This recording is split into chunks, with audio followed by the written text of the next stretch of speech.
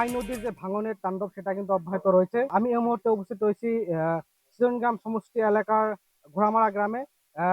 ঘোড়ামারা গ্রামের সতীর্থ ক্যামেরা পার্সনে দেখাবো আই নদীর যে ভাঙনের তাণ্ডব, এই ভাঙনের তাণ্ডব কিন্তু অব্যাহত রয়েছে। বিগত 1 মাসে কিন্তু যে অনেক কিন্তু বাড়িঘর এই আই নদীর কবলে পড়ে কিন্তু চলে গেছে। সতীর্থ ক্যামেরা পার্সনে এদিকে কিছু দৃশ্য দেখাবো।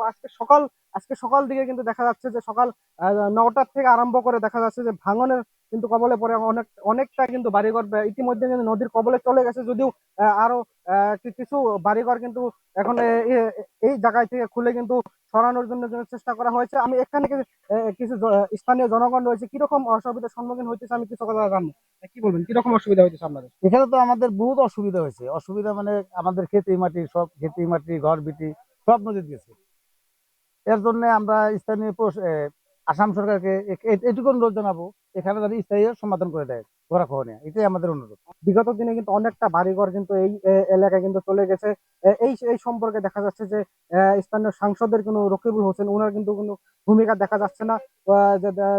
ভূমিকা দেখা যাচ্ছে না এই ক্ষেত্রে দেখা যাচ্ছে যে আসামের মুখ্যমন্ত্রীর কাছে জনগণে কিন্তু একটা আহ্বান জানাচ্ছে অতি শীঘ্রই বঙ্গাইগাঁও জেলার সৃজনগ্রাম সমষ্টি এলাকার ঘোড়ামারা গ্রামে স্থায়ীভাবে এই আই নদীর যে একটা বাঁধের ব্যবস্থা করার জন্য কিন্তু অনুরোধ জানানো হয়েছে গ্রাম থেকে।